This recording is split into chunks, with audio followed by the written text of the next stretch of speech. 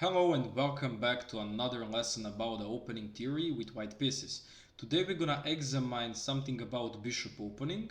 I'm gonna say something really quick about that opening and how you can use it in which time control also. So generally bishop opening is really practical. It's not hard to learn, it's not difficult, and it has a really nice idea behind that. This is how you're starting with bishop opening, playing e4, then after black plays e5, then you're playing bishop c4.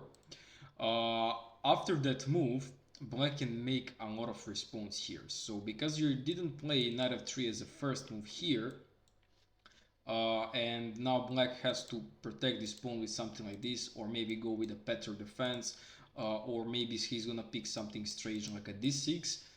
Black is limited with the moves here. So with bishop c4, black can play queen g5 also, he can play queen h4, he can go even with a f5, there is also b5 move, c6, d6, but all those moves that I just showed you is some sort of sidelines for black, which is not actually good for him. The main moves are knight to f6 and knight to c6. We're gonna put a lot of attention on those moves. So we can firstly start with some sidelines and what we can play there. Let's start with, for example, queen to g5 with a point of attacking our pawn on g2. In that case, we're gonna play knight to f3.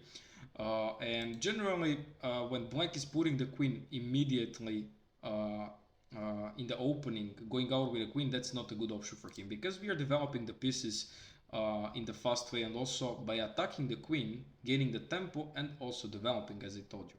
So after queen to g2, there is a move rook to g1. And after queen to h3, just bishop takes f7.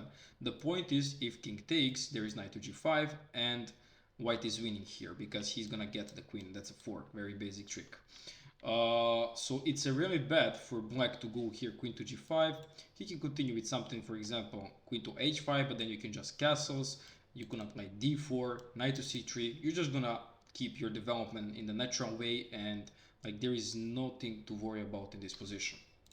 If you go slightly back, and what about, for example, queen to h4? On the queen to h4, you can go here something like knight to c3, but the even better move is queen to e2, because now you're putting the queen here, making knight to c3, d3, and fast bishop d2 with a castling, nice idea. Let's say he's playing here d6, then knight to c3, let's say knight to f6, and then just knight to f3, attacking the queen here with a tempo, developing the pieces. So if black exposed the queen early, generally, not just in the bishop opening, in every opening that you can imagine, for example, also some sort of Scandinavians, some sidelines in the Scandinavians, it can be really bad for black. Also with white, like if you're exposing your queen immediately in the opening, that's not good. You need first to develop your minor pieces. That's generally like the principle in chess. So that's just something quick about these sidelines. Let's say f5. f5, you just like don't need to care about that move so far because it's nothing. It's not a big threat. Like you can play here d3. Let's say if he wants to continue here with a knight f6, then you can play knight to f3.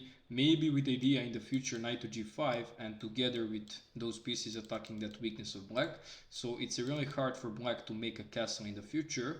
That's gonna be his weakness. So black will try something like c6 and maybe to make the d5 here. But you don't actually care about that because after castling and after d5, you just want to take everything, put the bishop back, and now this pawn is hanging, that's first thing, and king is staying in the center. So in the future, your rook can come here, then you're gonna put other pieces here also, and you're just gonna put the pressure in his center. Why?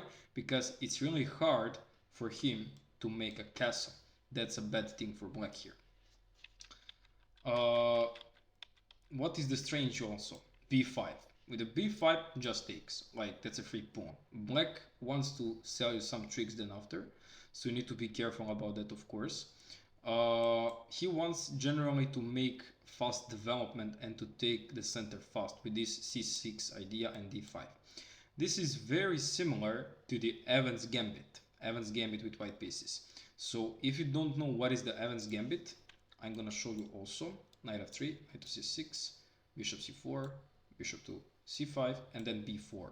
And after bishop takes, then just c3 here. And it's a very similar if we compare it to the disposition, but reversed, as you can see here. Black is sacrificing that b pawn to make a c6 and d5 in the future. But just bishop a4 here. If he goes d5, that's not good, because we can just take, and now queen has to take, not the pawn, because it's a pinned.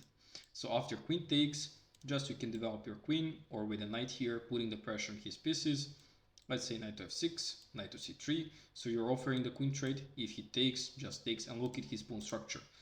Every one of those pulls here on the queen side, and this one in the center is weak. You have better development. You put your knights out, bishop here, putting the pressure here. Castling is on the way, so white is just totally fine. If you go slightly back and check what can be also the idea of the black to play here, that's a c6. On the c6, it's really similar to the another variation that I'm gonna show you, but generally you're gonna play here knight to c3. You just want to stop this d5 in the future. And now if he goes here with a knight f6, then you're gonna play here d4.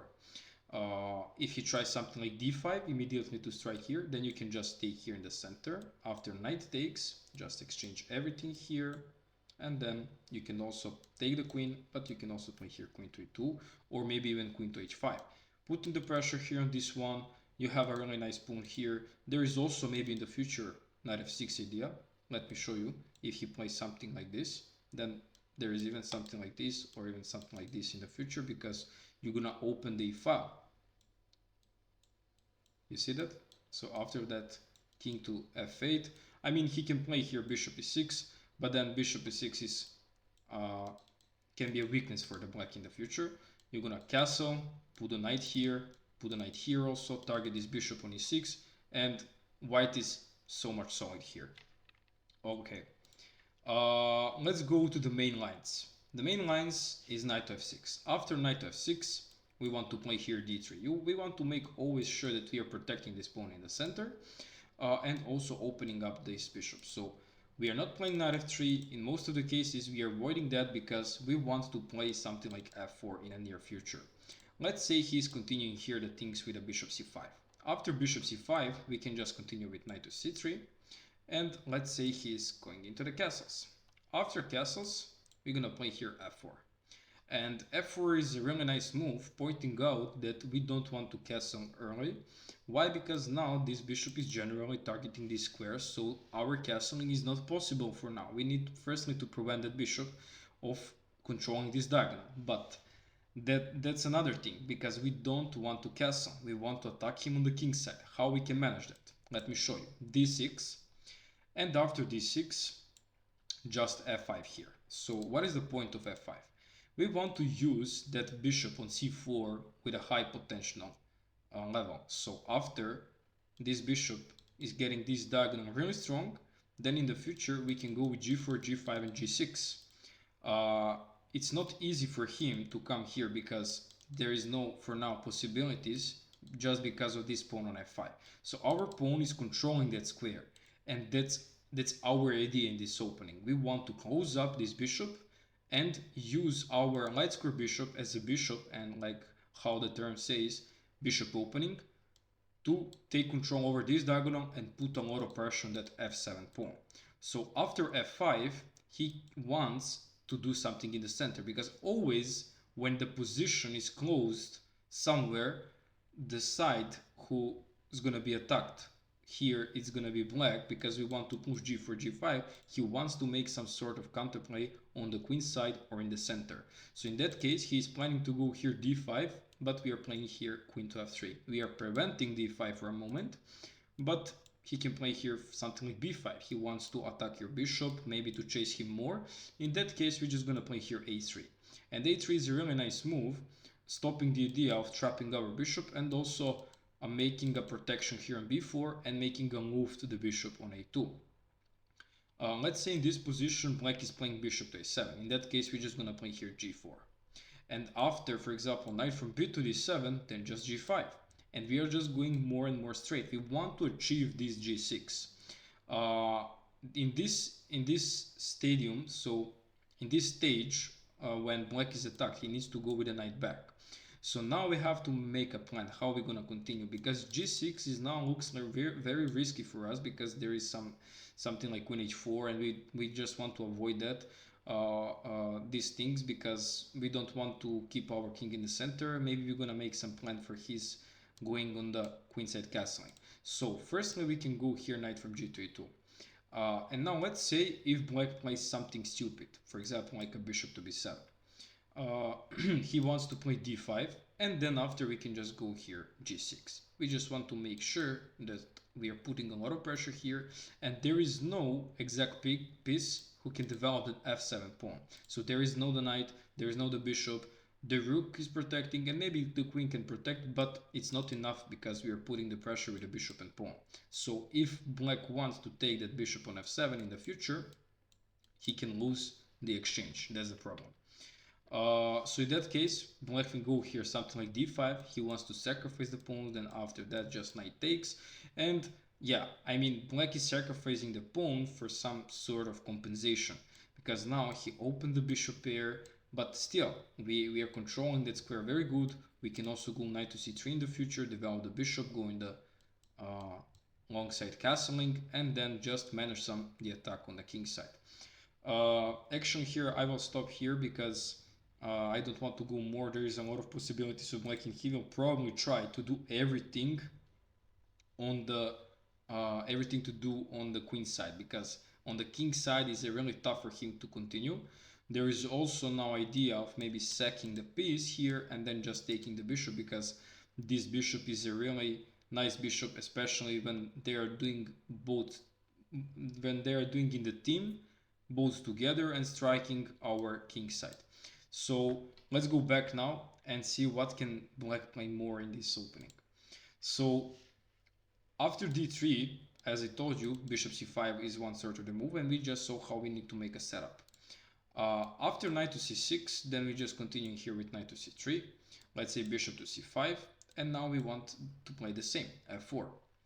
After castling, we don't want here to play f5, because after f5 we have to be ready on the move d5 here.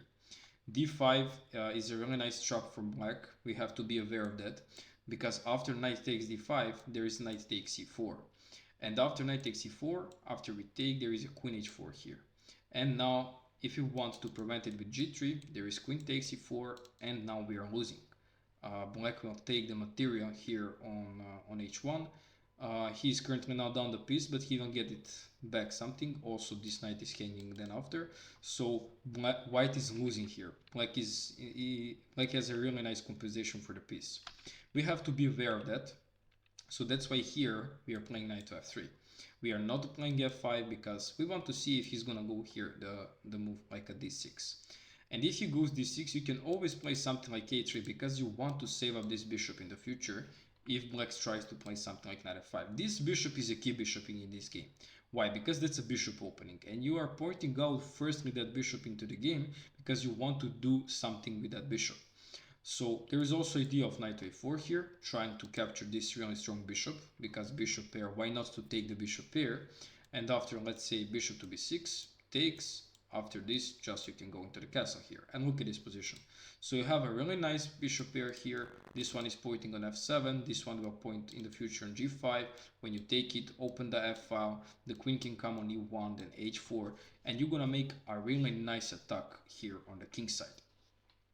Let's say after bishop g4, we're gonna play here h3, and if he takes, just queen takes. Really nice position for white, bishop pair on the board. So takes, putting the bishop on g5, making a lot of pressure on the knight on f6. Those pawns are not so much good. As long as he has this open a file, we can always go here for a3 and just stop any kind of counter play on this a file. So white is very good here. So there is no worries to be worried about here about the position. Let's go back slightly, and after knight to c3 here, if he go immediately, if he goes here the castling, and after f4 there is some move like a d5. Now it's a kind of different, because you can take now, and he cannot stay here, because at the end of the day there is no queen h4, because you have now g3, and this pawn is not pushed at once to give a black chance of giving a check and capturing the rook. So that's why we can take here, and if he exchange everything and even take our knight here on g1 and try something with a queen on h4, we can just play here g3, and after this take, putting the bishop on e3, making protection on the rook. Rook is protecting the g3 pawn. We're gonna develop our queen. We can also put the bishop back to protect this pawn and just make a castles and provide a lot of things on this h file because it's open. You have a bishop pair. Also, your pawn can be pushed in the future very fast. So white is so much better here. Look at the development of white and look at the development of black. Just the queen is staying very weird here, and the queen alone cannot do any kind of thing on the king side there. So white is totally fine. That's something quick for the knight to f6. There is also other variations such as after d3 here, such as c6, which is the main thing that I'm also playing that against the bishop opening with the black pieces. You can see how it looks like from the black's perspective. Black is aiming for the d5, and actually engine is suggesting that move and giving a slightly edge for black in the opening, but we are not engines, so if black knows what to do and knows the plan, he's gonna be fine. But if he doesn't know what to do, then it's a really comfortable more for white than for black in the bishop opening. After c6, what you need to know. Now we are not going knight to c3, we are playing knight to f3 because he played c6 and there is no protection now on the e5 square. So about that move, we want to take here on e5, whatever happens. I mean, we cannot play, for example, here as long our king is staying here on e1. We cannot go here because he can just capture our knight for free. But we are putting the pressure on that pawn. So any type of d5 and, for example, bishop b3 takes here one of the line. We are going to play here knight to g5. And now we are putting the pressure here. The only way how he can stop this fork on f7 is to play here bishop to e6. And after takes and takes here, then we are taking here by the knight. So now it's a story is very different because we are exchanging all of these pieces and going in this endgame where white has a slightly edge here. How are we going to continue? We want to fight against those pawns in the center, double pawns. We're going to play here king to e1, king to e2, putting the rook into the game, developing the bishop this way to put the pressure on e5. There is also a way of putting the knight here, then here, or maybe here, then here, trying to control the center and also targeting on those double pawns. Those double pawns are very strong, if you didn't know. So they're controlling the center and do not giving our pieces possibilities of movement on, for example, those squares here. So we have to eliminate one of those pawns to get the pawn up and also to have a more comfortable position. So let's say bishop to c5, then protecting here with a king. After castling, we can also go f3 here if we don't want to make any sort of ideas for black to do anything on this f file. Let's say knight to d7, then just rook to d1, knight to b6. He wants maybe to explore the c4 square. In that case, we can just play here knight to d2, trying to get also a4, a5. That also can be a nice thing because after we are putting the pawn on a4, then in that case, this bishop cannot reach that pawn on a4 because light square against the dark square bishop. Let's say here a5 and now knight to b3, for example, because a4 now is not a point, is not a big point. After this a4 can be happen, of course, because we are targeting this the pawn and then like this bishop d2 targeting on a5 also. That's also a possibility. We are playing a4 after we move the knight on b3. So I'm not gonna go deep anymore of this position. As I told you before, you can also go with a plan immediately of b3, bishop b2, and trying to get rid of this pawn on e5. That's also one way how you can continue here in this one. Okay, if you go slightly back and see what can black play different instead of taking on e4, that can be here bishop d6, knight to d7, queen to c7, a5 also. So all these moves are just separated, but with the same point. We're gonna play with the same point against those moves. So let's say bishop d6. After bishop d6, we want to make sure that we want to develop the knight and also putting the pressure on d5 square. So after d4, which is gonna happen probably in your in your games, because no one's gonna just give you that pawn for free, and also to keep it on d5 and staying there like a pressure here. So after d4, you just need to know that you want to do maneuver this knight on g3 here, from c3 to e2 and to g3. Then after castling, and that's how you're gonna set up your pieces. Let's say castling by himself, the black, and after knight to g3, let's say here c5. c5 looks fine, connecting the pawns, but is making some weaknesses here in the center. Then after we can just go castles, let's say knight to c6, and knight h4 is always a point here. You're firstly maneuvering your knight from b1 to c3 to e2 to g3 to make some functionality of that knight on the king side. Then after, you're placing another knight here to control both the f5 square.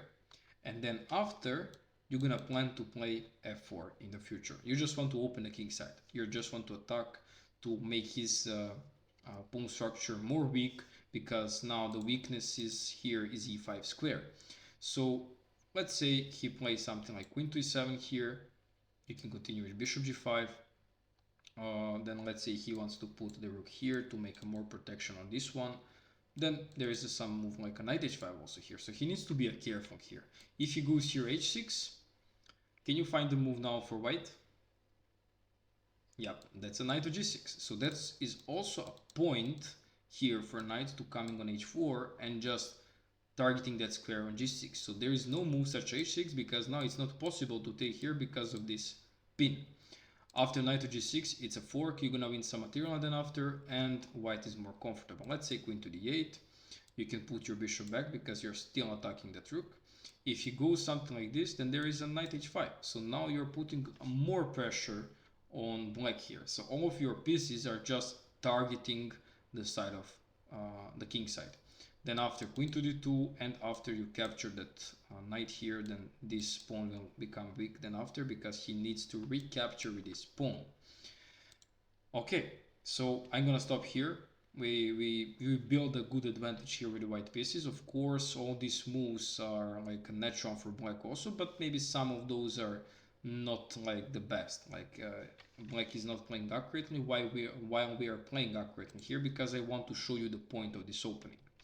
Because of course on your level, if you are like around 1000, your opponent cannot play like the accurate and the best moves from the engine. Only if he cheats or something like that. So if he goes back and see what can happen here on knight to d7. On knight to d7, we can go with the same idea. Knight to c3, knight to e2, and knight to g3. That's always possible. Always, I'm guaranteeing you that this idea is always possible when when black is making this setup with c6 and d5, because you're giving up the center and you want to make sure that your knight is gonna do more things on the king side than on the queen side. So in that case, you can take here, which is even better than playing now knight c3, but knight c3 is also possible as one of the solid ideas. And after this one, knight to c3 then, because what is the difference now? Why we didn't take before, why we didn't take now? Why we took now? Because this knight is not staying on c6 as is he the most natural square to protect this pawn on e5. He's staying on d7. In that way, he's blocking the way of the queen, who is protecting the pawn on d5. So then after, whatever he plays, such a knight to b6, he can lose the pawn on e5, because our knight is attacking that pawn. If he goes also with something like, let's say, how he can protect this pawn, like I can see the way that he can protect this pawn. We also need to be careful that after those exchanges, there is a move queen a5, which is gonna target our king here, and then that basically stays on d5. Let me show you. If he plays something like this, and if he takes here with a knight, and after knight takes, bishop takes, there is a queen a5.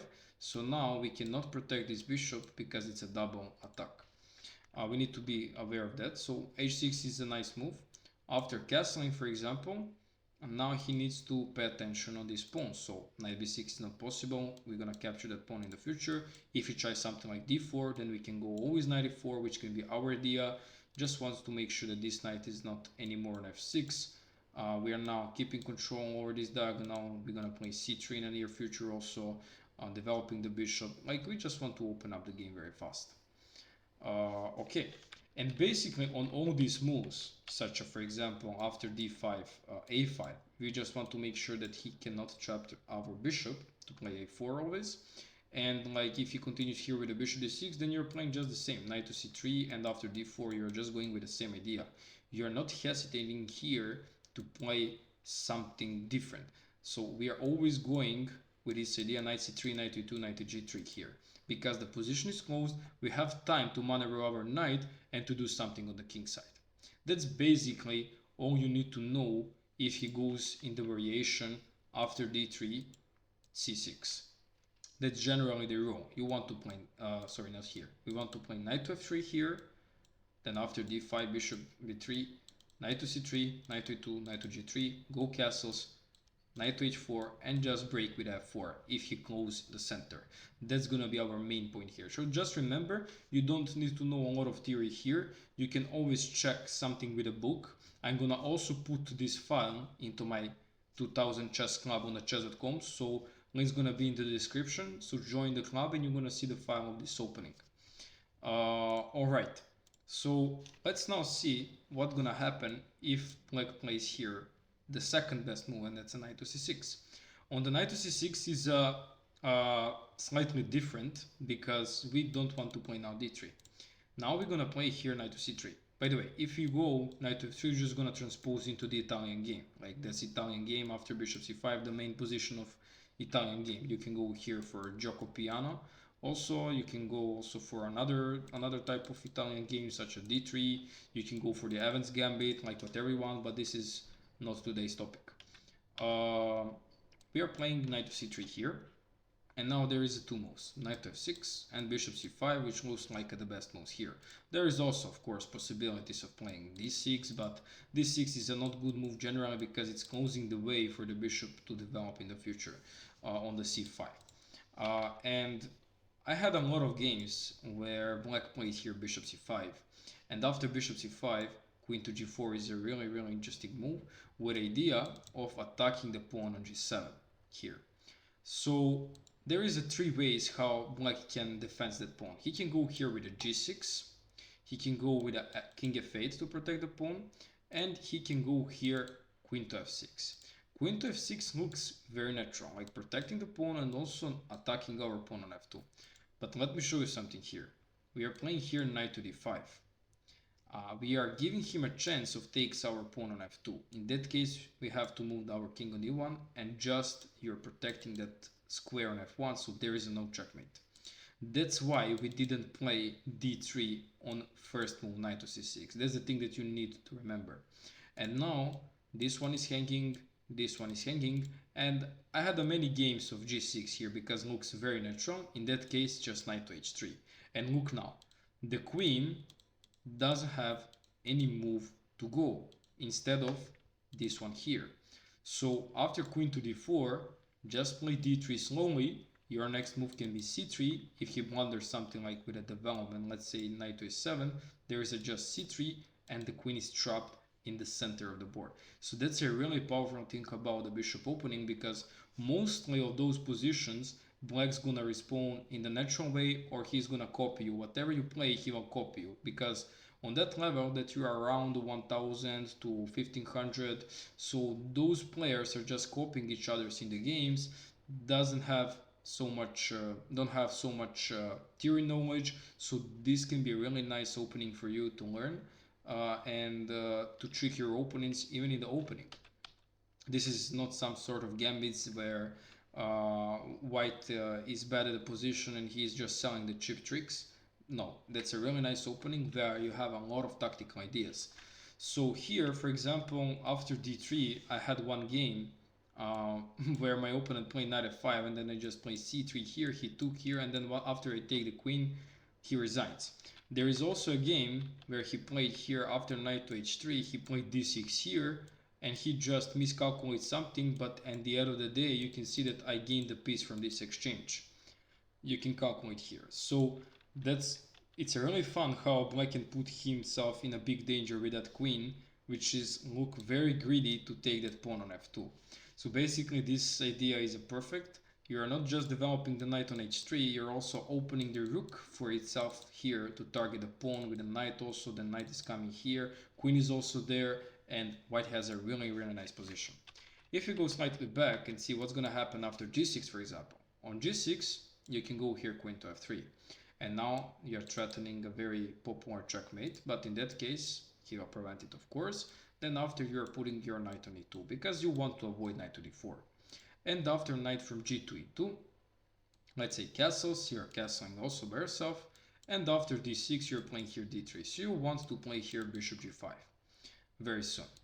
After king to g7, bishop to g5, let's say h6, you're gonna exchange everything here, and after that just you can play knight to d5 and collect the pawn. So you need just the pawn for this opening. Like, you don't need that much more material. Like, pawn is enough. Pawn is enough to make some sort of advantage. I mean, if you want more, of course, in the future you can play king to h1, then f4, making also idea of playing c3, rook to d1 and d4, trying to get at center. After wherever the king moves, you can just take, gain the tempo after rook b8. Like, it's a very nice position for white, because you're pawn up, you had a lot of activity, your pawn structure is much more better, and as I told you, pawn up. So if he goes, for example, king f8, like recently happened in some of my games on my OTB tournament, I played here queen to f3. And my idea was immediately to target that pawn again. So after knight f6, like my opponent played, I played knight from g to e2, he played here d6, and then I played here d3. So I want to open up everything here. I want to open up my bishops, because it's a very similar position when the king is staying on e8 here, but now he's out of the castles. So he cannot make the castles very easy, because any type of g6 will be punished with the bishop to h6 check, and also making more those dark squares weak on the king side. Let's say bishop g4 looks nice for black, then just queen to g3, and now you're planning to go here h3, then maybe bishop d2, castling this way, also f4, rook f1, and just with all of these pieces targets the king side, because black doesn't have castles. That's the problem for him. How continue in my game? Opponent play knight to a5, which is a really nice move. He wants to eliminate my light square bishop. I was aware of that he was gonna take everything here, exchange it, and then he played here h6. Then I played h3. He moved the bishop back on this one, and then I played here f4. And I gain a really nice position after knight takes and the rook to f1. I open up the king side here, and I managed to win really fast, because king is really exposed here, and this knight on f6 is making a lot of weaknesses for black king there. If you don't know what I'm talking about, for example, something like this, then rook f1, and in the future, when you open up this f file, you're gonna be able to take this pawn by sacrificing and then taking that knight on f6. So after knight takes f4 here, he needs to prevent something to this bishop. Let's say to play something like queen to d7, then let's say rook to f1, king here, bishop to d2, let's say bishop to d4 to make sure this diagonal is working very nice for him. And now let's say queen to f3. And now when I open the f file, you can see that this knight is not staying so well here, because all these central squares, g4, e4, d5, are taken by our pawns. So we are controlling those squares. So this knight is kind of very, very bad piece here for black. Okay. That's some sort of the attack that can happen in your games when you're playing the bishop opening. King f8 and g6 are pretty much similar. G6 is just making more weaknesses than king to f8. Other things that can happen here, for example, if your opponent plays here d5, but in that case you will just capture here. And if he tries to capture your bishop, then you're just gonna capture here. If he goes here with a queen f6, then you can just exchange everything, and then you can just take here on d5, exchanging the knights, targeting here the c7 square. You already get the two pawns from this position. White is better, maybe black has more development than you, but for those two pawns, it's really enough for the advantage. And let me show you something which is also really interesting to face in this bishop opening, and that's after knight to c3, knight to f6, d3, bishop c5, f4, d6, and now let's say a3 to make a space for the bishop in the future. In that case, if black goes with something like a knight to g4, trying to get this knight to f2, you're gonna face also this one in the Vienna gambit. In that case, you're playing here f5. And after he goes here knight to f2, then just queen to h5, with a really nice idea of threatening the checkmate here on f7. So he cannot take that rook here on h1 that easily. After g6, then just queen to h6. And if he takes our rook here, then just bishop to g5. So we are rook down, but we have a really strong attack. Let me show what can happen. After f6, I'm giving you to pause the video here and find the tactic for white. The move is f takes g6. And if he takes here in g5, you're just going here bishop to f7, and after king to e7, knight to d5, king here, and queen h3 with a following checkmate here after g4. That's first thing. You can also go here, the move g7, if you want to capture this rook and to open up the king more. Then the castling is one sort of the idea here. If you're scared about maybe your attack, if you're gonna lose something there, if you cannot calculate anything, castling, putting another rook into the game on f1, gaining some space on that open file, and white is just so much better. If he goes here something like queen to e6, queen to d7, sorry, then just knight to d5, and now you're threatening here to go knight to f6. So there is actually no way how he can prevent this knight f6, because you can see that queen is out of the moves, king is out of the moves, so knight f6 is just coming like by force and winning the queen. Other thing that can happen here is to play maybe knight to e7, but in that case you're just taking here, and if he takes like this, then just knight to d5, and now you're targeting this piece here. Also, you're threatening the checkmate in one move here. So whatever he plays, for example, like this one, there is a checkmate in one move. Threatening the king, threatening the king, that's checkmate. So this 7, everything is cut off here. What he can go here, he can take, yep, but in that case, we are just winning the queen. So you can see how much is this opening really, really strong for white. Like basically you had a lot of motives, a lot of tactical opportunities, and from this opening you're gonna increase your tactical understanding in chess, because every opening with an e4 is just very aggressive for white. Of course, if you pick some aggressive variations, but in that moment you're gonna practice the tactical things, the puzzles, because in those openings there are a lot of puzzles there. Like when you're practicing on the chess.com puzzles, you're gonna see a lot of puzzles from the bishop opening, which is a really nice thing. What can we have here more? After for example here queen is 7, let's say queen is 7 immediately, then there's just knight f5, and you're going with a pretty much same idea. If he goes here queen to d7, then just bishop h6 is a really nice move, because knight f6 is a threat if he takes. Very, very nice banger. So that's the thing that he cannot go. He can go here with the knight e7, but then in that case you can just take, and after this just collects everything. Play this one also, trying to trap the queen at some point. So the rook is hanging. After this I think that maybe queen h7 or f6 and queen h7 is just winning, because you're gonna win the material. And yeah, white is just winning here. Any kind of taking, there is a mate in one. That's a thing that you should not be scared about to go for it. So don't hesitate to throw some tactics there. Like even if you lose the game, like you're gonna check after and see for the next time what was the best for you in the position. Also on the queen d7, there is some idea of playing bishop to e6, and then after that to go here with knight to d5. With the same idea, of course, trying to do something to that queen. So if he moves here, there is a checkmate here in one move. If he goes here on f8, then there is a bishop g5 again. Now you're threatening the checkmate in one move on c7. So basically, as you can see here, like a lot of ideas for white. After queen g8, there's knight c7, then taking the rook if you want. Like, you can do whatever you want here. Like, white has a slightly edge, but you can see how much your pieces are staying on the black side of the board. Like, you just need to don't care about this rook on h1.